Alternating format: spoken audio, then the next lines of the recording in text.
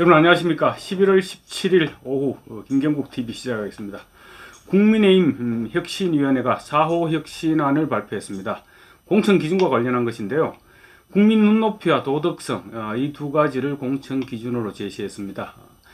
공천 기준 가운데 첫 번째 화두로 공정한 경쟁을 얘기했는데요. 모든 지역구에서 전략 공천을 원천 배제시키자. 완벽하게 상향식 공천을 실시하자 이 말입니다. 현역 의원은 물론이고 청와대 대통령실 출신 인사들도 예외 없이 모두 경선에 참여해서 공천을 받아야 된다. 이렇게 제안했습니다. 그리고 다음으로는 엄격한 컷오프 경선만 실시할 경우에는 현역 의원들이 거의 공천권을 거머쥘 확률이 높죠. 그래서 일단 현역 의원들을 대해서 일정 부분 컷오프를 시키겠다는 것입니다. 그래서 사회적 무리를 일으키거나 당의 명예를 실추했거나 또는 금고 이상의 전과자 이 사람들은 모두 공천에서 배제시키자 이렇게 제안을 했습니다. 전략공천을 원천 배제시키겠다는 것은 소위 말하는 대통령실에서 측근들에 대해서 찍어내리기 공천 이런 걸 하지 못하게 해야 된다 그 말이죠. 사실 정권 때마다 친 이명박, 친 박근혜 이런 식으로 해서 청와대 출신 인사들이 행정관이나 비서관 출신들이 낙하산으로 공천을 많이 받았죠. 그래서 그런 식의 내 사람 심기가 당에 엄청난 공천 잡음을 불러일으키고 당의 분열 요인으로 작용했던 것이 사실입니다. 박근혜 대통령 재직 당시인 20대 총선, 그러니까 2016년 총선입니다. 그 총선을 앞두고 공천 과정에서 새누리당이 심각하게 분열했습니다. 그때는 진박, 그러니까 진짜 친박, 진박 감별사 운운하면서 청와대 쪽에서 너무 심한 입김이 내려왔었죠. 그래서 그때 김무성 대표가 나는 이런 공천안을 내가 당 대표로서 도장을 찍을 수가 없다 해서 당 직인을 들고 부산 지역구로 내려가 버리는 그런 해프닝이 벌어지기도 했습니다. 당시 총선을 앞두고 당시 여권에서는 우리가 180석은 차지할 수 있다 이런 자신감까지 나오고 그렇게 했었습니다. 그런데 이 같은 공천 파동을 겪으면서 결과는 당시 새누리당이 122석, 민주당이 123석으로 민주당에 제1당을 내줬습니다. 그 결과 국회의장을 민주당에서 맡게 되었죠. 결과적으로 새누리당이 이 같은 분열로 인해서 새누리당이 총선에서 폭망했고 또 그 결과 박근혜 대통령 탄핵이라는 그런 결과까지 연결되었었던 것이죠. 그런 모든 불행의 씨앗은 공천 갈등에서 출발했다. 이런 얘기입니다. 당시 공천 갈등의 한복판에 서 있던 김무성 새누리당 대표, 오늘 인요한 위원장과 혁신위원들 비공개 만찬을 가졌는데 그 자리에서 이런 얘기를 했습니다. 보수 진영 분열의 모든 원인은 잘못된 공천에 있다. 공천은 철저하게 상향식으로 진행되어야 된다. 이렇게 당부했습니다. 제일 중요한 것은 정당 민주주의를 확보하는 것인데 정당 민주주의의 요체는 공천권을 국민들에게 돌려드리는 것이다. 모든 문제는 거기서 나온다. 김무성 전 대표 이렇게 얘기했습니다.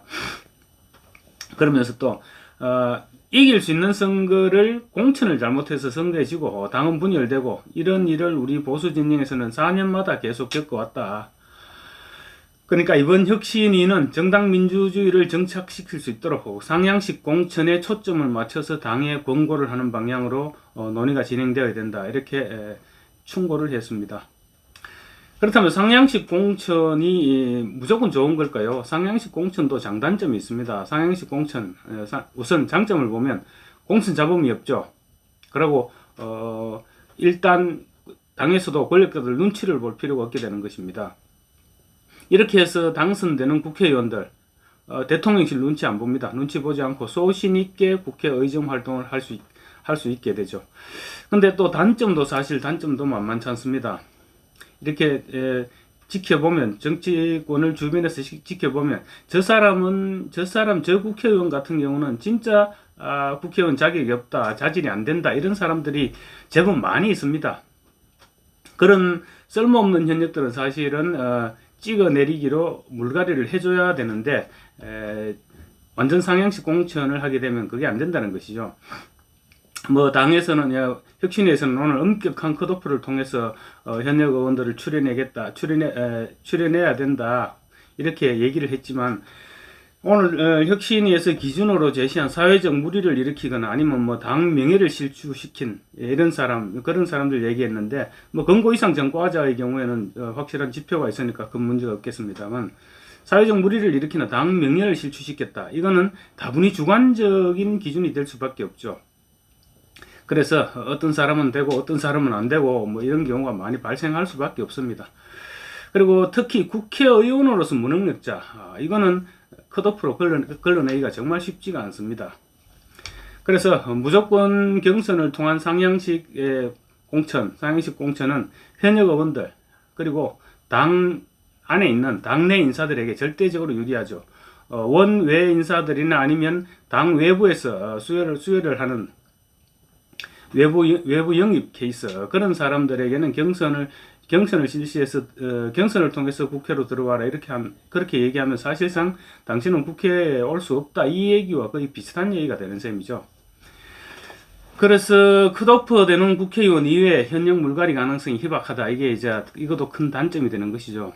그렇게 되면 정치 신인들의 진입이 사실상 그만큼 더 힘들어지고 정치 신인들의 경우 컷오프한 지역구에 자신들끼리 경선을 해서 올라오는 그런 과정을 밟아야 되겠죠. 밟아야만 아마 공천장을 거머쥘 수 있게 될 것입니다.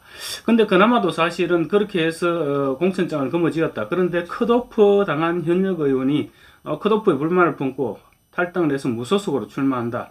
그렇게 되면 사실은 신인은 본선 승리가 또 장담하지 못하는 그런 일이 또 발생할 수도 있죠.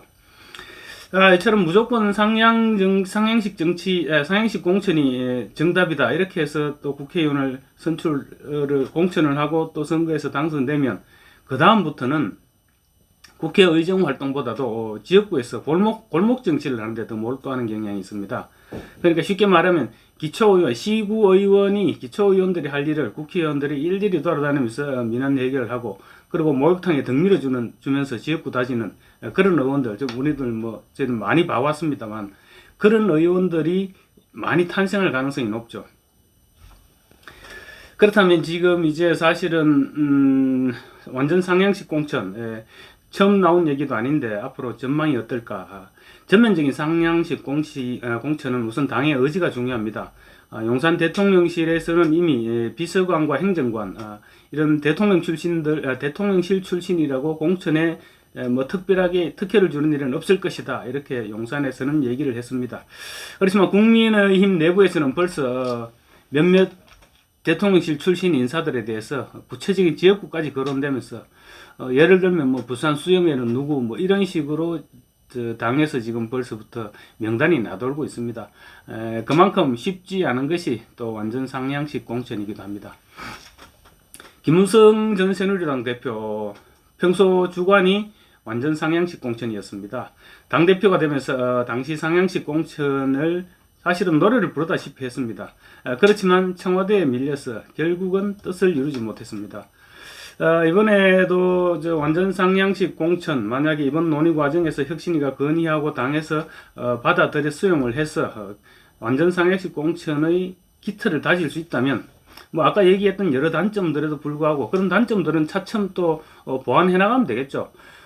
권력자가 당 공천을 좌우하는 그런 악습을 차단하는 것은 사실 국민의힘 총선 전략으로 볼 때 상당히 도움이 되지 않을까 그렇게 생각합니다. 물론 100% 상향식 공천은 외부 인사라든가 또 물갈이 등을 통해서 정말로 필요한 인물을 데려올 수 없게 되는 그러한 한계가 분명히 있죠. 그래서 일정 부분 전략 공천의 여지를 남기되 포인트를 권력자의 낙하산은 철저하게 배제시키는 그런 부분에 초점을 맞추는 방안으로 진행돼야 되지 않을까 그렇게 생각해 봅니다. 감사합니다. 오늘 여기까지 하겠습니다. 구독과 좋아요는 제게 큰 힘이 됩니다. 금요일 저녁입니다. 편안한 주말 보내시기 바랍니다.